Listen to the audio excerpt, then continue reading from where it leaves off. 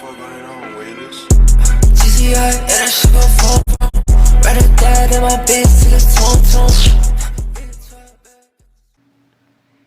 Hello, everyone, and welcome to this episode of Education Street, brought to you by the fantabulous folks at Cupcake Media. I'm your host, Master Shake. Master Shake is in the house. I'm flying solo again because that's how you just got to do things in life sometimes. We've been on a little bit of a hiatus because I was out of town, and after many years, I got to finally travel again because all these shenanigans of air restrictions and travel restrictions finally got lifted.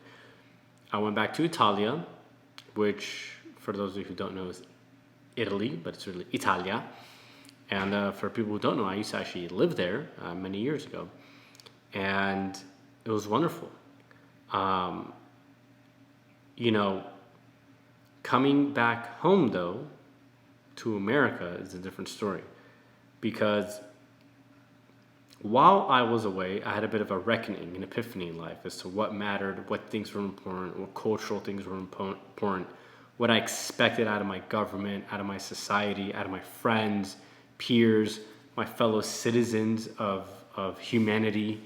And coming back home was very difficult. There was actually a few days where I was actually quite depressed. I was happy to be home, but I was also, a little upset. So let's just give a breakdown as to the differences of the world. While I was away in this country, during that little short period of time, we had 3 mass shootings. We had one take place in the supermarket, which I forget which state it was in. Then in Orange County, you had a mass shooting at a church. And then we had the mass shooting in Texas with the kids dying. And these things really hit me deep, because when I was abroad, I never had to worry about mass shootings. I mean, I'm in California, so we defunded the police. It's been a complete shit show out here since 2020. I mean, this place has been lawless. It's been very dangerous for the most part, depending where you go. But it's been chaotic. And when I was abroad, I never had to worry about someone shooting me. I never had to worry about someone robbing me. And I could tell you, all my friends who have kids out there never have to worry about a mass shooting taking place in their school. And just a little disclaimer, this isn't me being pro or con for gun rights and the Second Amendment. I'm just talking about us as a culture.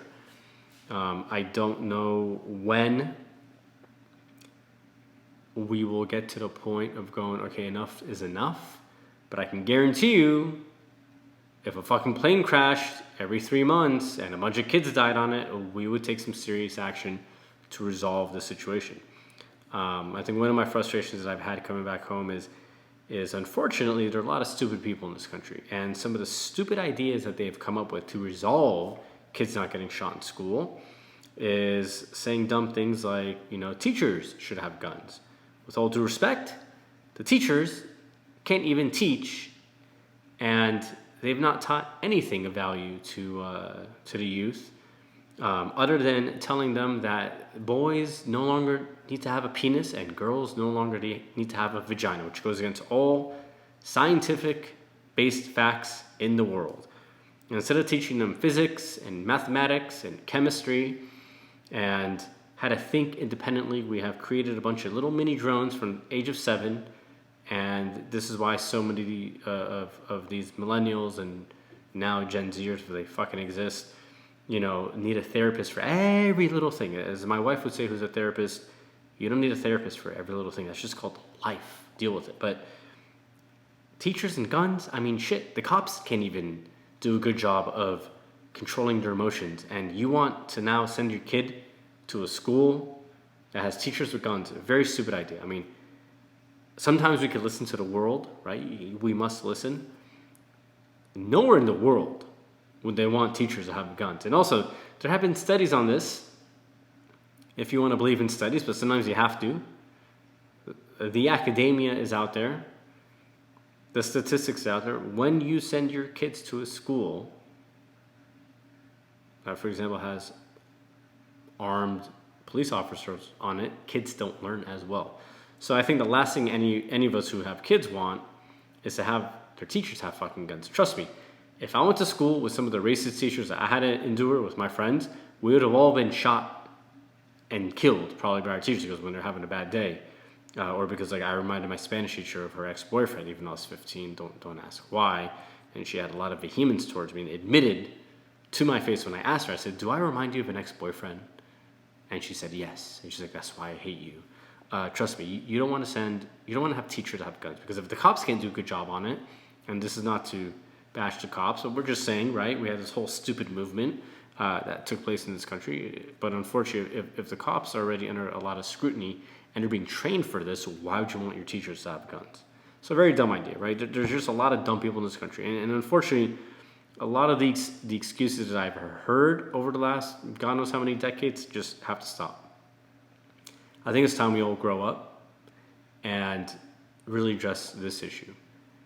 We thought Columbine was a disaster. Well, Columbine, it didn't end with Columbine. It has continuously become worse. And what people in America do not understand is how the world really looks up to us. And we're just shitting on it. And we're handing it on a beautiful golden plate for China to become a role model, for communism, for being a dictator, for suppressing free speech, freedom of press, freedom of thought, individuality. I mean, California, individuality didn't exist. If you don't go along with the fascist mentality of the group, you're weird, right? They try to chastise you. But I want people to understand we are a role model. And this is nothing against the Second Amendment, but at some point, things have to change. Like I said, if a plane crashed every 90 days with a bunch of kids on it, we would have a massive just like revolt in the streets. We'd put our elected officials on the spot saying, "Hey, if you don't fix this shit right now, we're going to get you out of office," and put people in power. But some of these excuses are dumb. Like, I saw, and think about it. This is within 24 hours of me landing. I'm in this beautiful country, a place that I really call home, where people are nice, respectful. I don't have to worry about getting robbed, shot, killed. I don't have to worry about my friends' kids getting killed in school. And come home within 24 hours, I learned about 3 mass shooting events, and the one that occurred right before I landed was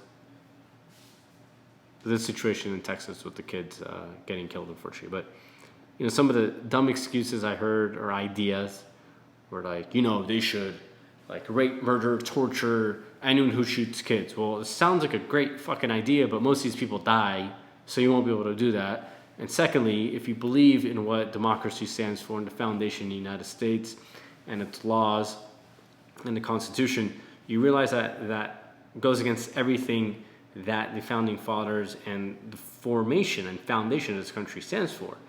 I mean, they might do those things in China, but that isn't really the right answer. Now, don't get me wrong. I think in California, we need to chop off hands for people who commit robberies because it's a little lawless, and I think we could learn from Islamic, like the Islamic Empire when these things existed. And even today, like you go to Dubai, there's no crime because people are utterly afraid of robbing. Because trust me, you chop off someone's dick or hand, everyone else learn to be a good person. But the torture and things, I don't agree with those. Some of the other things I heard is, let's see what, people. So this is not related to the school, but it's more related to the idea of like, we need guns to protect ourselves from the government. Well, I hate to break it to you guys, but I was very disappointed in this excuse because we were under a dictatorial regime for 2 years. Not one militia group came and rescued us from lockdowns. I didn't see it anywhere. So I'm sorry, but I have no sympathy for that anymore because you guys had a golden moment, a golden opportunity to rise up as a country and say, you know what? We don't want fucking lockdowns. We don't believe in it. If people want to wear masks, they do it. But you know what? We believe this goes against the very foundation of freedom of choice and freedom of expression and to live in a free and democratic society. A free and democratic society would never instill a lockdown unless there's like a real, clear and present danger threat of like, let's say a nuclear or biological weapon being released. Okay? There are situations where, yes, that might make sense. Like if someone dropped a chemical weapon in the middle of San Francisco, and they're like, hey, we don't want you guys going outside because you might burn to death, understandable. But the excuse of, we have this to stand up against the government and revolt. Well, you guys had a beautiful opportunity for 2 years. Not one of you fuckers did it. So that excuse doesn't work for me. But coming back home to all this, it really makes you look back at what is important,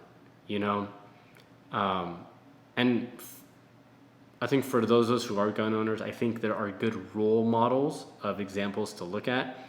The Port Arthur situation in Australia is one that might be a bit extreme, and that is where things will go if some smart people don't start coming up with some smart ideas. Now, I believe the Icelandic version is very good. My personal take is that AR-15s and AK-47s should not be in the hands of people, and I know people in the military from many military branches across the world, who believe that normal civilians should not have these weapons. The maker of the M16 has also many times expressed his own vehemence that normal citizens should not carry this weapon because it is just a outright killing machine. But having said that, I think we can look at a place like Iceland if we wanted to resolve our gun violence issue here in the United States. And people just got to go along with it. Like, yes, the Second Amendment gives the right to bear arms. Our joke back in the days of political science was, like, you physically got to hold bear arms, okay? But, this isn't a thing about the Second Amendment. We can talk about gun rights later, but things have to change. We have to make it better. And we have to come up with better solutions other than saying teachers should have guns and we should torture people. These things don't work. It doesn't solve the root cause of the problem. That's the problem in America. We don't want to take accountability and responsibility for the shit that we create. We just want to throw stupid ideas at it without addressing the main issue. We take no accountability, which is why when you're driving on the freeway and someone like completely cuts you off and then you honk and they flick you off and then they brake check you as if you're the one who was in the wrong when you weren't, Coming back home, also, what was crazy was just the amount of rude people that I kept encountering. I mean, not even 48 hours go by at my own work, and we have someone that seemed like as if they're from Russia, but, definitely Eastern European, and they're cursing at my staff member, telling him, fuck you, you motherfucker, I can't believe, you're so fucking stupid, and it's just, I never saw that in Italy. Even when I lived there, you never see that. You know why? Because if he acted like an animal like that, if the Camorra didn't come and tie your legs to a tree and just have the whole town and come and beat you in the head like a piñata for a day, the people would. And it was just, when I saw that, part of my soul had redressed itself back to Italy and going, wow, like it's just so nice being somewhere where people are constantly nice, they're loving, they're beautiful, they look good, no one's obese, they're not rude, and you suddenly realize why you were so calm there. I mean, not even 48 hours go by and I'm seeing this person berate and talk so rudely to my staff member. I mean, we eventually had to kick him out, but the fact that we had to deal with it, I was just going, geez, like, is this fucking worth it? That's just 2 days in. It doesn't make being here attractive. Then let's talk about the lack of infrastructure and traffic. I never realized how much I missed being on high-speed rail. Like, I've been to Japan, I love the high-speed rail. I've been to China, the high-speed rail there is amazing, and America should be ashamed of itself. That China is a newer superpower to the world. And in such a short amount of time, I'm talking about in like less than, in 10 years, they made more high-speed rail than any other country on earth combined. And they're bigger than us. So you can't use the excuse that, California's too big, or America's too big. Fuck you, man. Have you been to Russia? That's big. They have 14 time zones. Have you been to China? It is ginormous. They have 1.46 billion people. Don't tell me that we're too big. They're just as big or bigger than us, and they did it. But, in Italy, they don't have the best infrastructure, but guess what? They have high-speed rail. I got to Milan, down to to Firenze, from da Milano a Firenze, from Milano to Firenze in about 1 hour and 54 minutes. It was awesome. It was awesome because I got to land in Milan because I wanted to save a ton of money on my flight, and I took the high-speed rail down to Firenze. And I just realized, man, like, where's our fucking high-speed rail in California? We voted on this over 20 years ago, and it's just so, like, irritating that we're still living in the 18th century out here. I don't like being stuck in traffic anymore. I fucking hate it. You know, because I look at all the things that I miss out in life. Like, I can't go see my brother tonight on the middle of a Tuesday or tomorrow in the middle of a Wednesday night and be like, hey, how about I meet you at Javier's, for example, and we'll go eat dinner at 7:30. I'll hop on the train at 7, I'll be there at 7:30. Boom. Nice. You know, I can't do that. I'd have to leave here at 4:30 to go from LA down to OC to be there at 7:30. I mean, who the fuck wants that? You know? It's just the traffic here is horrendous. So on the one side, we have a complete shit infrastructure. We have no high-speed rail. We're the only first world country with no high-speed rail, and we have no legitimate, useful, reliable, what I would call medium and light speed rail, which is more like your public transit, which isn't fucking buses. Okay, buses are not public transit. Okay, I'm talking about proper trains. If you go to Japan, they have proper trains everywhere. And they're bigger than us too in terms of population and density. Like Tokyo has like 44 million people. Tokyo is so big they don't have a city center. They have a governor, which is pretty amazing because it's so big. But you just look at all that and you go, man, is this worth it? Like, we've paid all these taxes and they've not fixed a freeway in 40 years. They've not made a freeway better. They haven't given us even any lanes that would give us Autobahn type speeds. I mean, at some point, something's got to give. If you're not going to give us high-speed rail, then you should make 2 lanes or 1 lane dedicated where I can drive up to 120 to 150 miles an hour nonstop from, like, let's say LA to Orange County and then San Diego and then to San Francisco. Like, you should at least give me something so that my drive time, my commute time is greatly reduced. Even if it means I got to pay a fucking toll, I'm cool with that.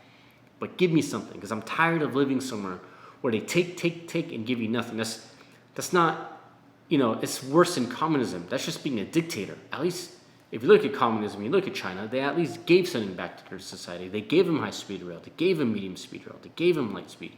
They gave them reliable transportation, you know? But these things just, they annoy you. Like, I come back within, not even 48 hours and I'm stuck in traffic going, geez, like the amount of time I've sat in traffic, I've traveled, I don't know, like 200 miles in Italy. You know, it's disappointing. You know, we're supposed to be the role model of the world, and we're just nothing now. It's just frustrating, right? So coming back home, these things, they did bother me because I look at how much of a lack of progress we've had. And it just sucks because I don't want to keep living my life like this. And you know, people are like, oh, you must be so happy to be back home. Yeah, I'm happy to see my wife, my family, but I'm not happy to be here because I see just how much of a shithole this place has become. You know, I come back and like they're having water restrictions in California. We had record rain and record snowfall, and somehow we have a record fucking drought. No, we don't have a record drought. We had record rain and record snowfall, but we haven't made any investments in preserving our water. We've made 0 water technology investments in 50, 60 years. Since 1970, we have not made any water investment technologies. Why isn't Vegas having water restrictions? My cousins live there. They're watering their lawns 24 hours a day for all I know. But these things just, they piss me off because I don't want to keep living somewhere where I'm not seeing the change physically in my eyes. And I don't want to see it when I fucking die in like 100 years.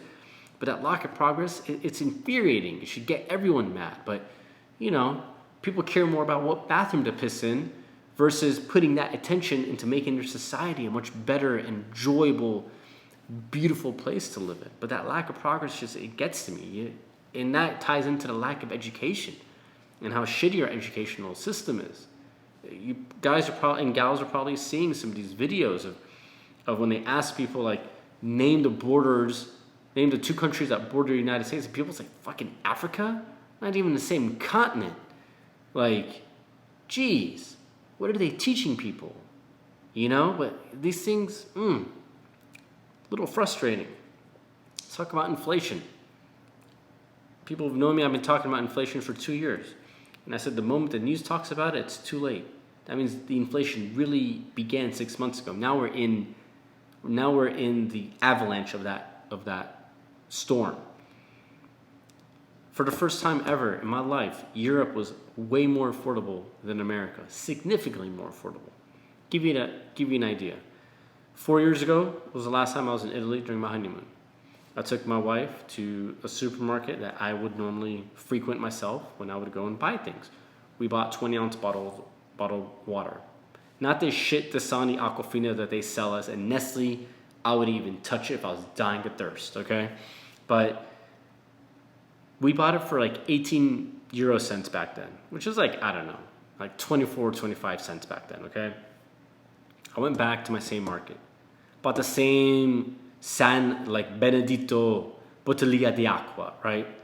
I bought it for 23 euro cents. And my friends were complaining that it got too expensive. And I'm going, you're telling me that your inflation was 1 penny a year for this bottle of water? Like, I sell water at my locations. Like, you can't, like, a bottle of Dasani is like $1.39 right now for 20 ounces. And here I am paying 23 euro cents, which now, because of the conversion, the dollar and euro are much tighter. It's still the same price for me that it was 4 years ago, but it's like still like 25, 27 US cents. It was amazing. I went and bought a Fiorentina steak at the restaurant with my appetizer and my French fries, right? And altogether, I paid about 51 euros. So let's just say at most somewhere between $55 to $60 for really good stuff. You can't even buy that at fucking Outback, and that's not even like the best steakhouse. They do have fun food there, but it's not like the best steakhouse, right? I'm not talking about like Master Roads quality type steak with all that shit for about $55. The issue of healthcare came up with my friends. And see, this is the thing like Bernie Sanders and these communist mofos don't talk about in America. They try to pitch this idea that universal healthcare is like for free in Europe, et cetera, but it's not. They tax you. Like, they tax you about 30%, right? So for every dollar that you make, they tax you about 30%. But what they don't talk to you about is how a lot of people in those countries still afford private healthcare because they prefer it. So this issue came up about healthcare, and my friends were blown away as to how expensive our healthcare was. Because in Italy, in Italia, for a family of four, not one, not two, 4, for the best health insurance, you pay $250 a month. The best health insurance, you pay $250 a month. I'm pretty sure they have like a shittier health insurance plan. And what I mean by shittier, just like your deductible will be higher, okay? But the quality care still stays the same. You could probably get cheaper. I'm like, dude, like, what am I doing paying like $1,000 a month here? Like, why?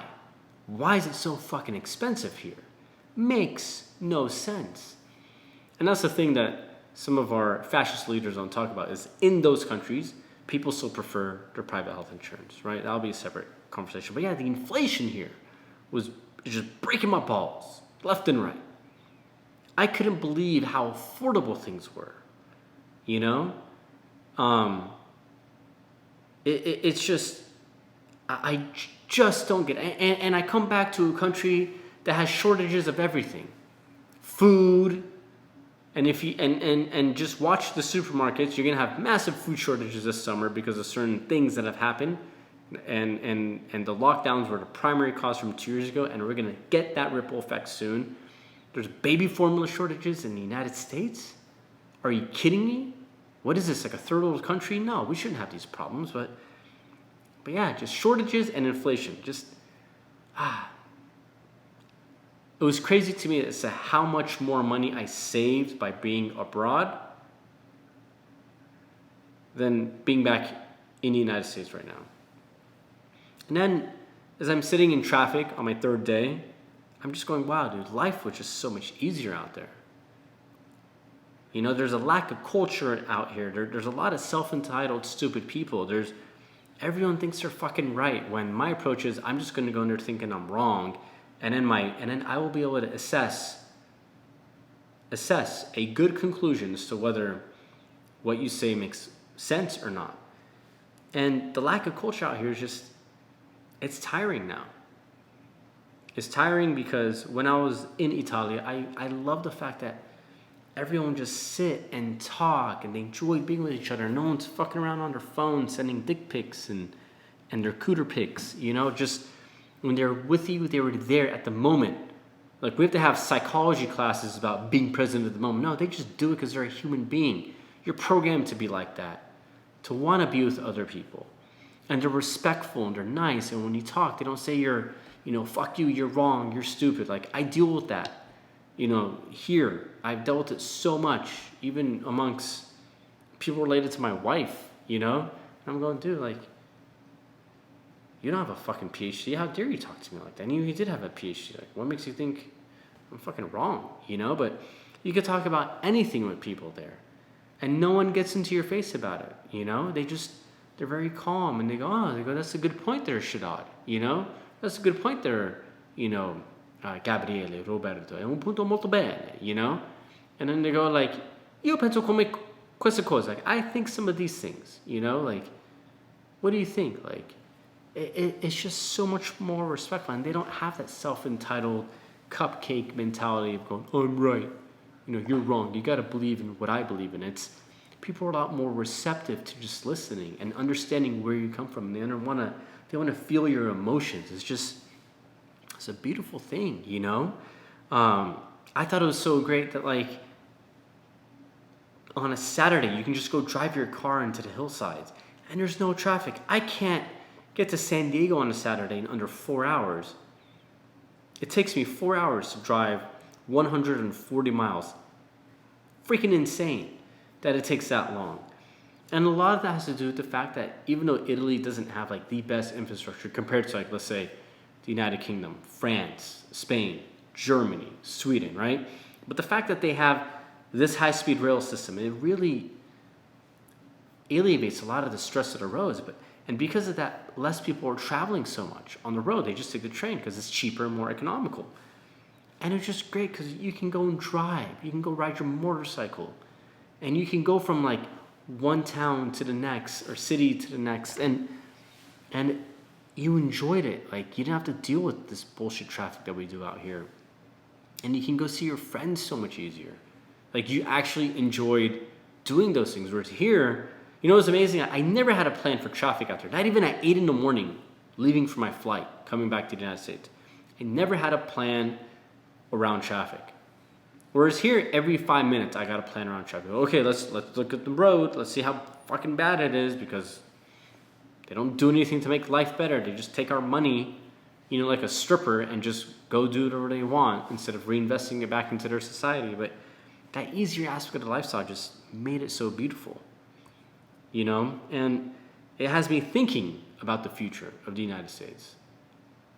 When 2020 emerged on January 1st, I told my wife, this decade will be the decade that really shapes the United States. It's rather, we're going to rebrand ourselves and really succeed in a way that the world did not know we could do, or we're going to utterly fail. And maybe we become kind of like Europe, where like the Scandinavian countries and the Deutsch, you know, the Germans, like, they do really well, and then the other countries do very bad. And we'd have areas of the country that prosper significantly, areas of the country that just completely fall behind. And it has me thinking about where this place is headed, because so many things have changed.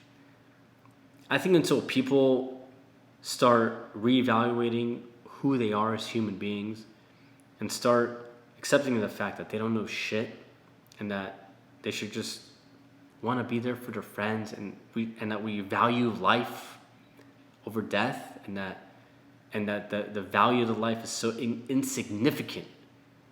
You know, until that mindset that the value of life is so insignificant goes away, it's going to be quite interesting for the next remaining 7.5 years left here.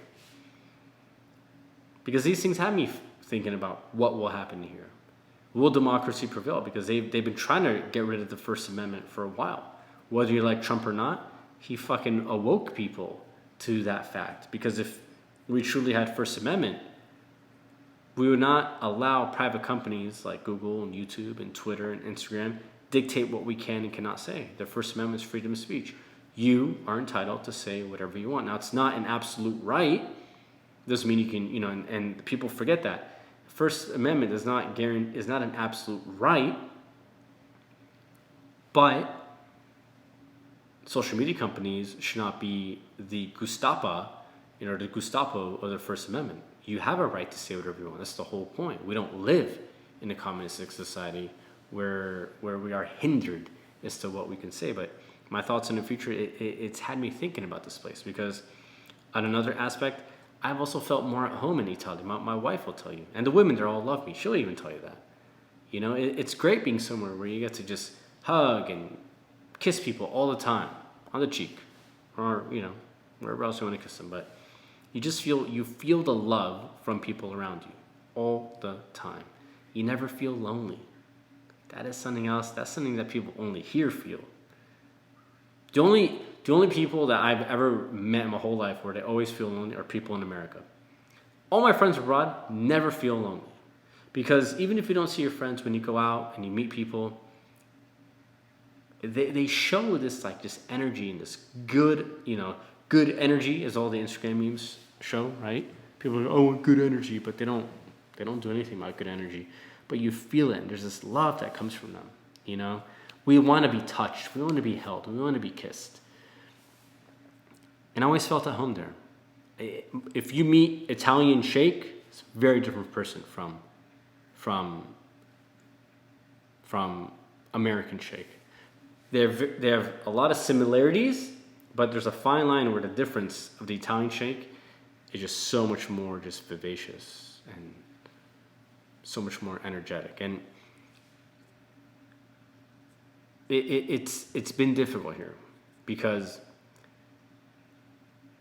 I love this place. I'm grateful for everything it's given me, but the way it's been going for the last 10, 12 years, it makes it harder to really figure out where we're going to be by 2030. I want to see this place succeed, but I also am tired of all the rude people, all the ignorance, all the self-entitled cupcakes who are also stupid.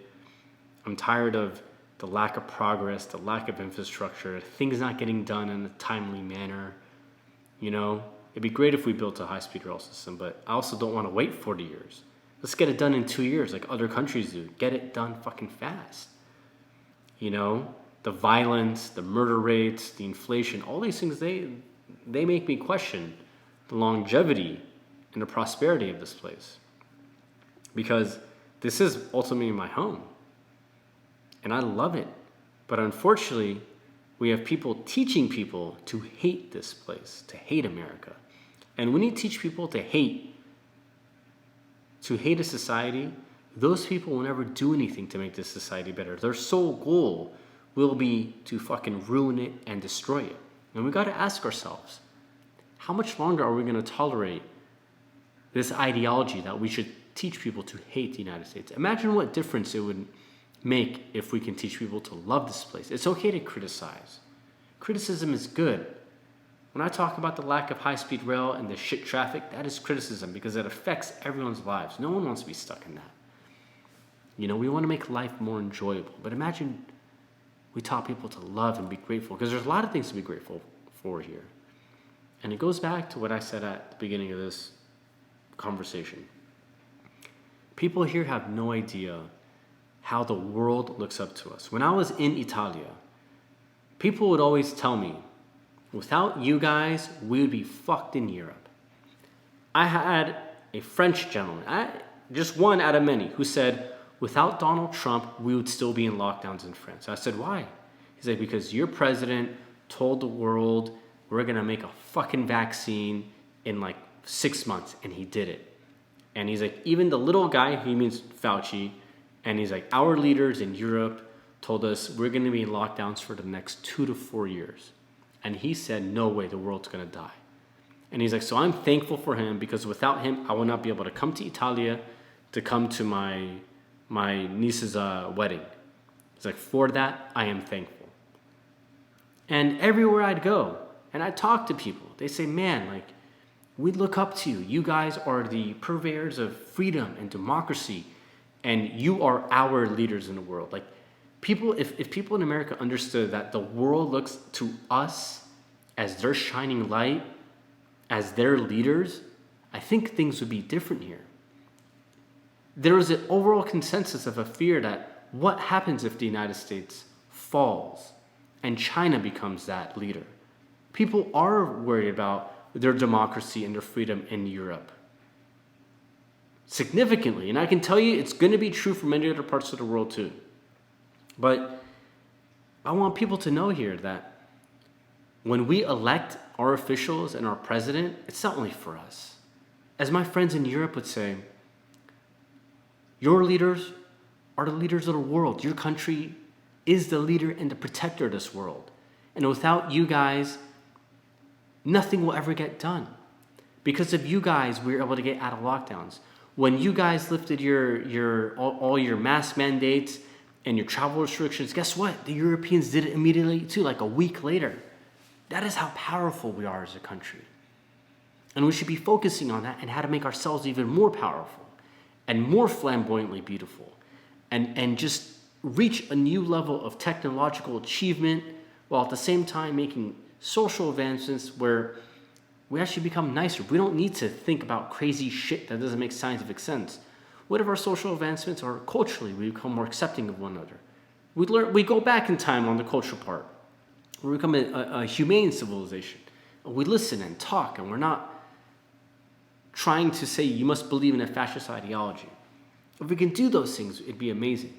But as of right now, I have to question the future of this country because when I come back and I keep seeing kids getting killed and murder rates are an all-time high and inflation is out of control, and the fact that I can buy private health insurance in Italia for a family of four for $250 a month versus $1,000 a month a year, here for just two people, it makes me wonder, where are we going? With the lack of infrastructure, the lack of proper rail systems, the lack of just good roads, no Autobahn. I mean, the shitty educational system, it's tough. And then you compound that with the fact that people are just so rude and just they don't give a shit about one another. I don't know. It makes me question things because I know a lot of people who have said goodbye America and they've left and they have not come back. And this was home for them for generations. So on that note, let's see if we can make some change. Let's see if we can go back to listening to one another and being calm. Where we just enjoy our presence. Where we're not always talking about fucking politics. That was one great thing about Italia. No one talked about politics. Americans talk so much about politics, it is utterly fucking annoying. I'd rather you talk about your OnlyFans channel because it'd probably bring me a lot more excitement than hearing about your stupid ideology in which you're doing nothing to better the world, to improve it in any shape, way, or form. People here talk so much about politics that even Europeans are annoyed about it. But it's just, let's see where we go. Because regardless, we all have to change direction so we can move in the right direction moving forward. Because if we don't, if you thought the last 12 years have been bad, the remaining 7.5 here, I think are going to be significantly more jeopardizing and very more worrisome and a lot worse. But as a realist and as an optimist, I want to spread some good, and I hope that people realize we have the ability to do things at an amazing pace if we want to. So, to end the show, let's make some positive, actual change, where in the next couple of years, we can greatly improve our quality of life here in America with things like high-speed rail and reliable rail public transportation systems, with much more affordable healthcare, with a better educational system, and with people who want to listen to each other and people who want to have fun with one another, and a society that cares about its fellow human being. Doesn't mean you gotta be friends with them, but let's care about them. And let's preserve this idea of democracy and being a free society so that the world is a symbol of hope to look up to. We hope you enjoyed that episode. Have a wonderful day, everyone.